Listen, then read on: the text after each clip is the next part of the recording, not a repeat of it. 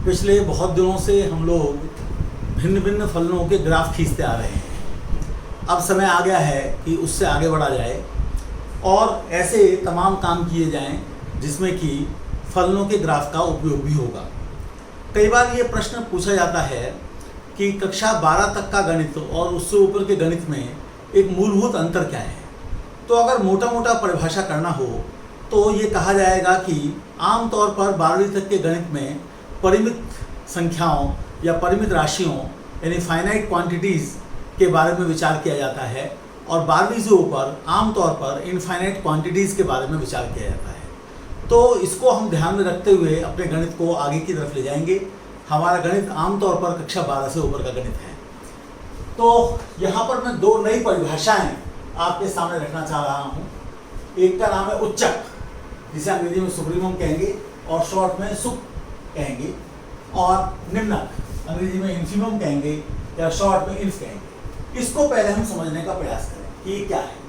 तो हम जानते ही हैं कि किसी भी सबसेट ऑफ रियल नंबर्स को अगर हम लें तो उसमें मैक्सिमम और मिनिमम का क्या अर्थ है। मैक्सिमम माने सबसे बड़ा, मिनिमम माने सबसे छोटा।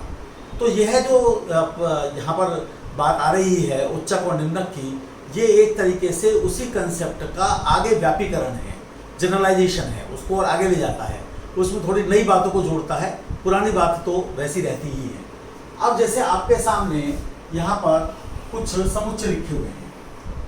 पहला समुच्चय है, उसमें 1 2 3 4 है और सभी समुच्चय वास्तविक संख्याओं के समुच्चय R के उपसमुच्चय यानी कि सबसेट है। दूसरे में इस प्रकार की संख्याएं हैं 1/2, 2/3, 3/4। सी में इसके उल्टी संख्या है 2/1, 3/2, 4/3। डी में हमारे पास अनंत संख्याएं हैं, यहाँ पर भी और यहाँ पर भी अनंत संख्याएं हैं। यहाँ पर x जो है वो 0 से 1 के बीच का एलिमेंट है, लेकिन उसके जो अंक हैं वो 0 और 1 से बने होने चाहिए। f जो है उसमें थोड़ा फलन का उपयोग होगा।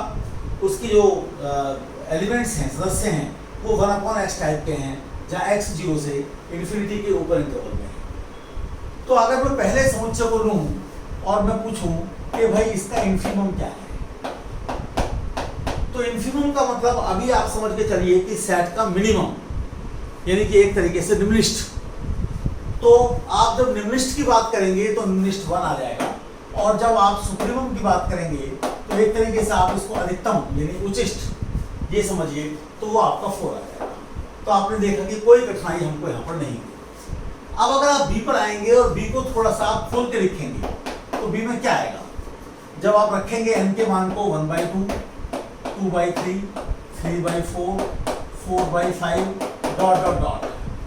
तो आप देखेंगे कि इस प्रकार की अनंत संख्याएं आएंगी। आप ये सिद्ध कर सकते हैं कि ये संख्याएं अपने परिमाण में लगातार बढ़ती चली जा रही हैं, यानी कि 2/3 1/2 से बड़ा है, 3/4 2/3 से बड़ा है, 4/5 3/4 से बड़ा है। और इसको इन जनरल भी मैथमेटिकल इंडक्शन यानी गणितीय आगमन का प्रयोग करके हम सिद्ध कर सकते हैं।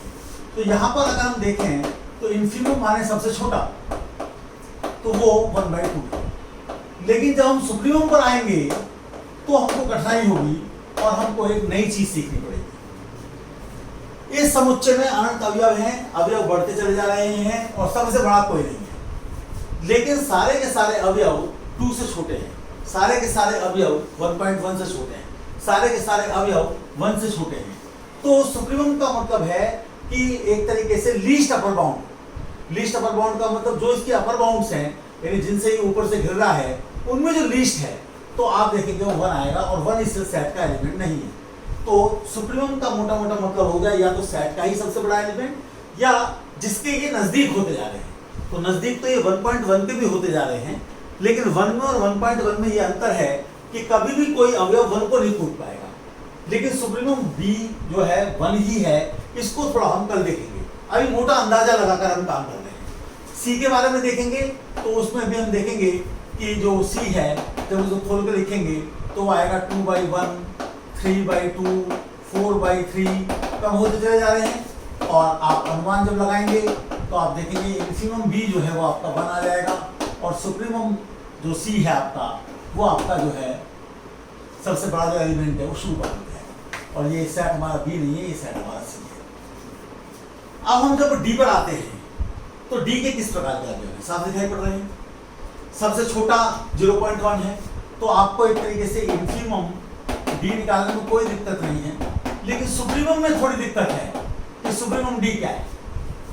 तो आप ये बात तो बिल्कुल समझ सकते हैं कि इसके अनंत अवयव होंगे, एलिमेंट होंगे, और कोई भी सबसे बड़ा नहीं होगा, लेकिन ये बढ़ते जा रहे हैं लगातार।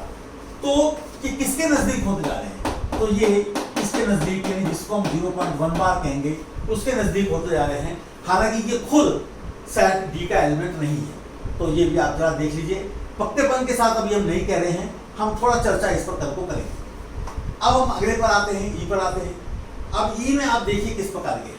ई के अवयवों को बहुत स्पष्ट रूप से नहीं बताया गया है, केवल ये बताया गया है कि वो सारे अवयव हैं वो 0 से बड़े हैं, 1 से छोटे हैं, और उसकी जो डिजिट हैं वो जो है हमारे पास 0 और 1 से बन रहे हैं। जैसे मैं अगर कुछ अवयव लिखने की कोशिश करूँ ई के, तो जैसे 0.101001 इस प्रकार का आ जाएगा, या 0.01 001 इस प्रकार का आ जाएगा, और इस प्रकार के बहुत सारे हैं। तो अगर मैं इसके इन्फीमम को देखूं कि सबसे कम क्या है, तो आप ये विश्वास मानिए कि ये थोड़ा कठिन मामला है, और आपको ये समझना होगा कि आप जितना चाहे उतना छोटा कर सकते हैं इसके एलिमेंट को, जितना चाहे उतना आप 0 के करीब ला सकते हैं, क्योंकि इसमें कोई ना कोई एलिमेंट ऐसा भी होगा कि जिसमें आप बहुत सारे 0 ले आएँ, बहुत सारे 0 ले आएँ, बहुत सारे 0 ले आएँ, बहुत सारे 0 ले आएँ, और फिर उसके बाद 1 लाएँ, तो और इस प्रकार के और भी होंगे। तो इन्फीमम इसका 0 होगा जो सेट का एलिमेंट नहीं है, इन्फीमम ऑफ ई एक तरीके से, तो वो 0।